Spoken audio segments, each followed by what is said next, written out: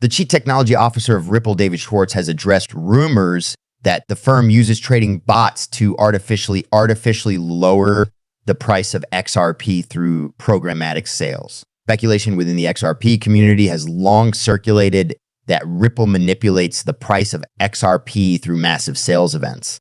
The large amount of XRP held by Ripple and the apparent slow rise of XRP are key elements that contribute to these speculations. The recent discovery of emails supposedly showing an exchange from 2017 detailing Ripple's programmatic sales of XRP has given these rumors a boost in significance. Supposedly submitted as exhibits in the SEC versus Ripple case, the papers had been circulating since last year.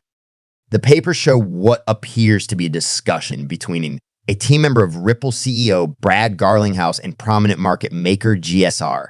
They discussed ending support for the 6-bot, and GSR and Brad Garlinghouse's group reached an agreement. They intended to stop the 6-bot for the same reason they stopped the 4-bot, according to the Revealation. These bots seem to be the trading bots that Ripple used for the programmatic sales of XRP based on the email exchange. Remember when Ripple outsourced its programmatic sales to exchanges to GSR? GSR is the industry leader when it comes to crypto programmatic sales executions. The discussion went into further about strategies to halt the sales and let XRP breathe. Additionally, Ripple halted the sale of XRP to institutions. Since 2020, the business has exclusively sold XRP to partners for ODL new Ripple payments objectives, according to the quarterly report. There has been a range of reactions among XRP community members to Ripple's latest announcements, although some have praised the company for being transparent. While some claim that Ripple isn't trying to suppress the price of XRP, others argue that another major player is. The Ripple community is now debating the future of XRP after the World Bank classified it as a cross-border stablecoin. A study article titled Central Bank Digital Currencies for Cross-Border Payments was published in November 2021 and revealed this categorization. The article praised buy stablecoins for helping to facilitate safe and quick international. Despite publications citing XRP volatility as a negative for payment, the concept of integrating stablecoin functionality into XRP utilizing automated market makers to meet the stability demands of the banking sector remains highly speculative. There's a general consensus among community members that XRP can never be a stablecoin. The community has differing views on the subject. How do experts feel about this? Could it be that the World Bank has officially recognized XRP as a stablecoin? Would you call it a giant leap forward or just a smokescreen because their value is steady relative to fiat currencies? The article cited XRP, Ripple's cross-border payment currency, and XLM Stellar Networks native asset as examples of stable cryptocurrencies. The World Bank emphasized the efficiency of these assets in enabling cross-border payments while lowering related expenses when contrasted with more traditional banking methods. The cryptocurrency industry is now abuzz with speculation over Ripple's intentions surrounding the development of stablecoins, a topic that was recently brought to light by Sean McBride, a former director at Ripple. The World Bank's recognition of XRP as a stablecoin has led McBride to believe that the coin could eventually become one. This recognition exemplifies Ripple's efforts to make XRP a reliable currency for usage in global transactions. But there's been a lot of back and forth about the World Bank's stance, with some wondering if Ripple's long-term goals of launching a stablecoin cryptocurrency had a role.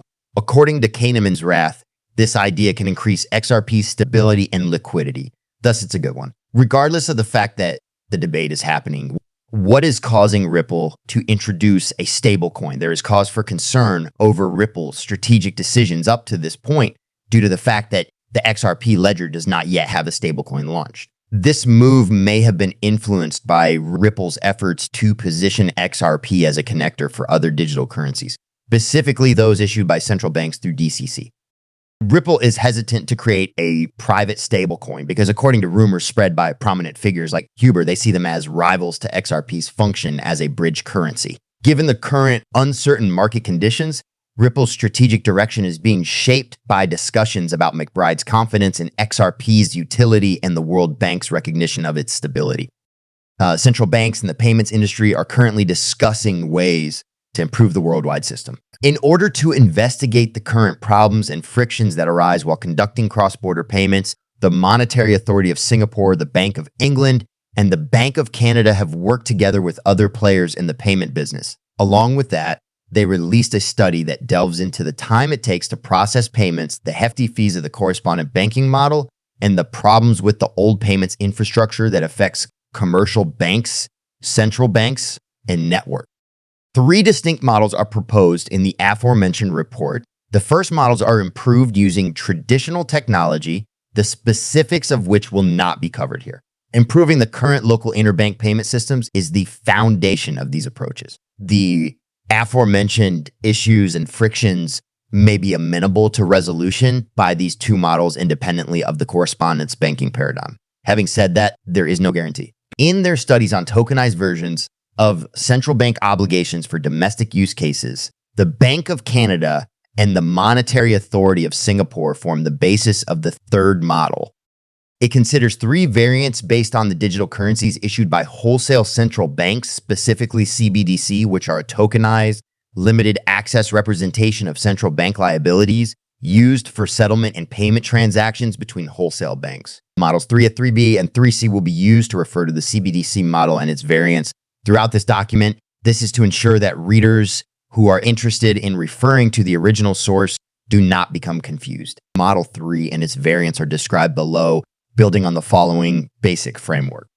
Countries A and B are the WW ones that are under investigation. Central Bank A and Central Bank B are the names of the respective central banks in these 2 nations. Each country also has its own commercial bank, and the names of the branches are BONE, B2. This is the situation that is under consideration. Central Bank is one of the settlement accounts held by Bank of One, and Central Bank B is another one held by BankBone. The banking institutions share a single settlement account in order to facilitate interbank payments and settlements within their respective territories. Both countries have already set up their own real-time gross settlement platforms. These platforms are known as RTG's Platform A and RTG's Platform B, respectively.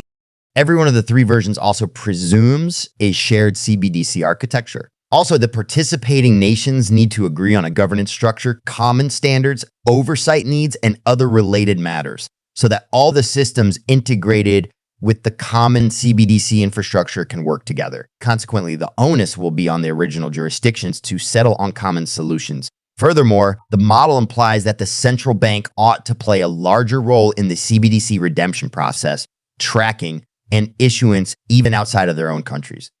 The term for this is the payments perspective on the central bank digital currency. The successful management of the common CBDC platform depends on a well-researched and acceptably structured governance structure. Model 3 does not solve the problem of non-banks or smaller banks being able to access the joint CBDC payment infrastructure. Every national central will keep making its own decisions about access policies. That's all for now.